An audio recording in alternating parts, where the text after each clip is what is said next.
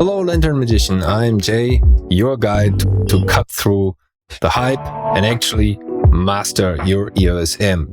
Before we even talk about whether the EOS M or Magic Lantern make sense in this day and age, or whether something like Nikon's shiny new RAW hybrid cam would be a better tool, let's take a look at this. From working in entertainment production most of my life and after spending a month rewriting this very video, here's my experience compressed into a single pie chart. Story and message, audio, visual fundamentals, editing and post, marketing and distribution, logistics and direction. These are the 95% that shape the final product.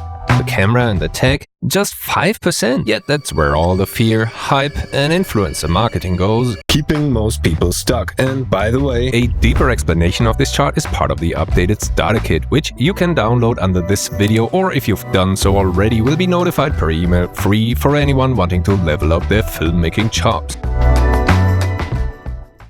The landscape has shifted. Why is Red suddenly releasing cheaper bodies? Why are cinema cameras dropping in price? Because sales are down. The commodity shooter is dying. Like in every industry, the system is squeezing the middle. If you're just the film school guy who only knows how to operate a camera, that's a tough place to be. The mid-tier jobs are disappearing, but the extremes stay. On one end, you've got phone footage, cheap, disposable. On the other end, premium work, weddings, interviews, documentaries. And here's the thing, you can't fake those. You can't make a wedding film by scanning the bride and feeding prompts into a model. You can't stitch together a documentary about unique people you actually spent months with, or about well-known figures you filmed in person. Same if you're hired to shoot an industrial video inside a specific plant. That stuff has to be real, it can't be generated. And believe it or not, the EOS M can live in that premium space. Sure, it's missing modern conveniences like an older car without lane assist, but it gets the job done. Especially when you're starting out with limited money. Either way, compared to expensive cinema bodies and all the add-on gear, a setup like the EOS M doesn't bleed you dry with bank payments. And here's the bigger truth, wherever you look in history, the people that actually made it didn't wait for the perfect gear. Like Eddie Van Halen, his first guitars were Frankenstein monsters, sawed up, soldered together, because he wanted a Strat with a humbucker. He couldn't sleep until he made it work. Meanwhile, some kid has a $5,000 PRS hanging on the wall and can't play a single chord. That's the difference. If money alone made art, every Saudi prince would be a rock star or a director. But they're not, because it doesn't work that way. And that's why the EOS M matters. Not because it's a dream camera, but because it gets you rolling. Let me show you what I mean. This train right here, it can pull tens of thousands of pounds. Once it starts rolling, even at just 10 miles an hour, you could put a concrete wall before it and it would slice through like butter. But when it is standing still, you can wedge a single piece of rock under one of its wheels and this unstoppable machine is completely stuck.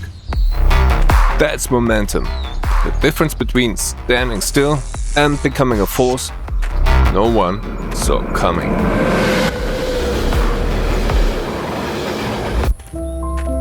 Most creators are like this train.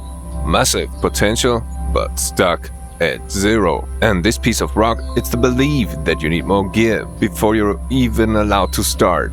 EOS M removes the rock, it gets you moving, and once you move, friction dies, confidence builds, and walls don't stand a chance. Most people ask the wrong question about cameras. They ask, what specs does it have? The real question, who is this camera actually for? And the pattern is clear, the ones making an impact aren't the ones with the fanciest toys. They're the ones actually shipping work with whatever they got in their hands.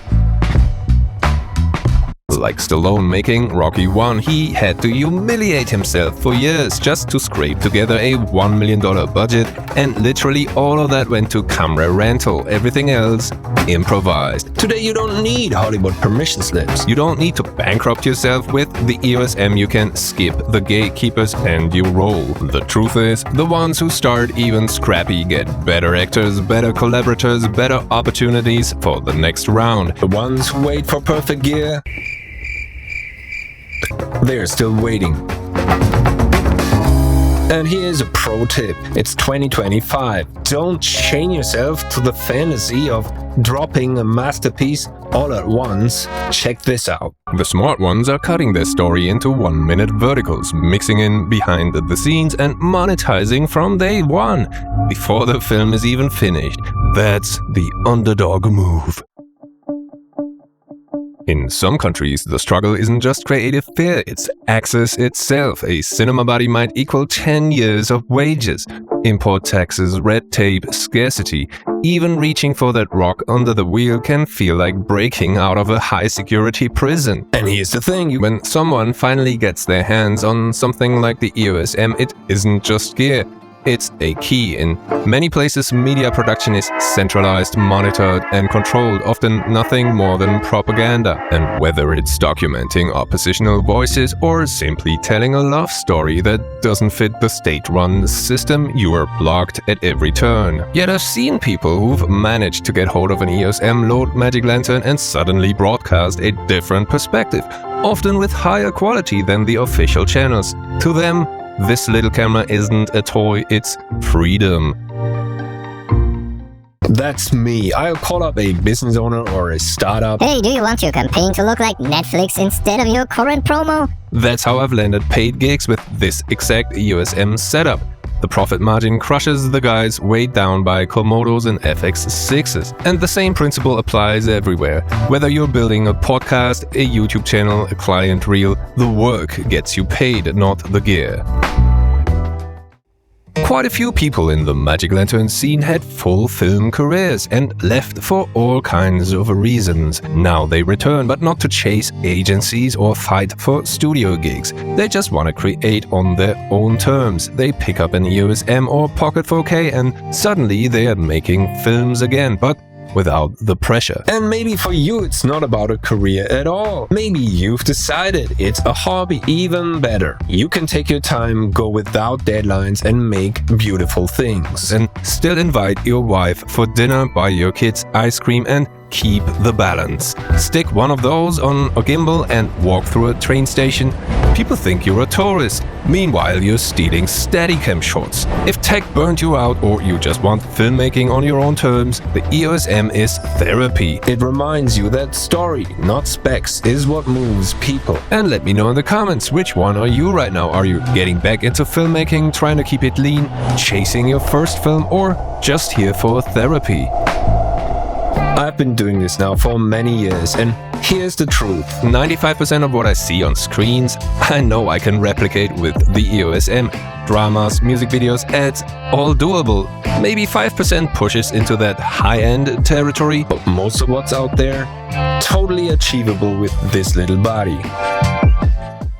Who it's not for. If you need 500 FPS slow motion, not your tool. If you are building Marvel level VFX pipelines, not your tool. If you're covering a 20 camera live event, not your tool. And one more thing, if you already have a steady cash flow as a production company, fully booked, month ahead with reserves in the bank, then you don't need this either. For you, shaving off quirks by moving to higher end bodies will save time and multiply your earnings. On the other side, if you're a beginner but sitting on a high-end workstation, for example a top-line MacBook Pro or Mac Studio, and you've got between $1 and $2 grand to spare, then honestly go grab a Pocket 4K. It's the EOS M's bigger brother with fewer quirks, smoother workflow, and if you buy new, it even comes with a warranty.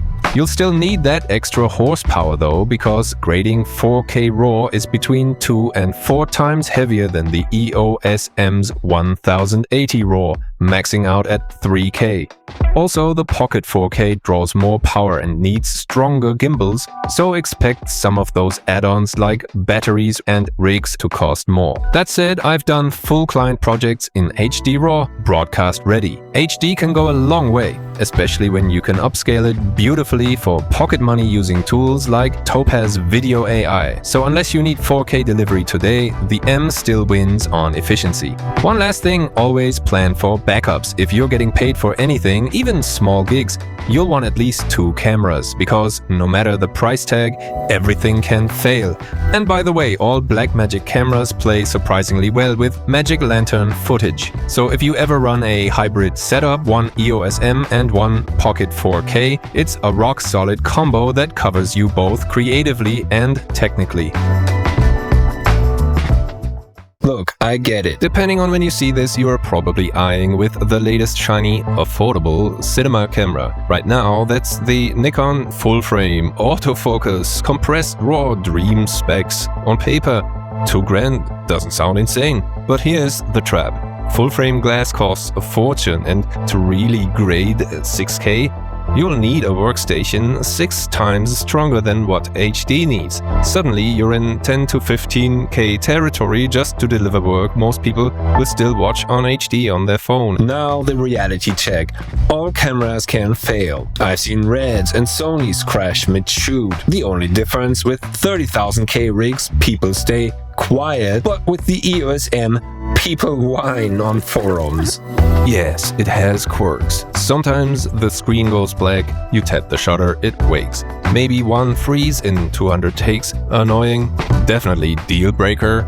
No. And here's the kicker, the money you save, that's your war chest. Remember what I said earlier, the camera is only 5% of what makes a product resonate. The other 95% is story, sound, editing, performance, location, and design, and that's where your investments should go. The EOS M gives you the space to learn all that. It makes you dangerous, and by the time you're ready to drop 20K on gear, you'll have the skills and the jobs lined up to make it pay for itself. Which brings us back to where we started, because the real secret power of the universe is... Am I ever saying this?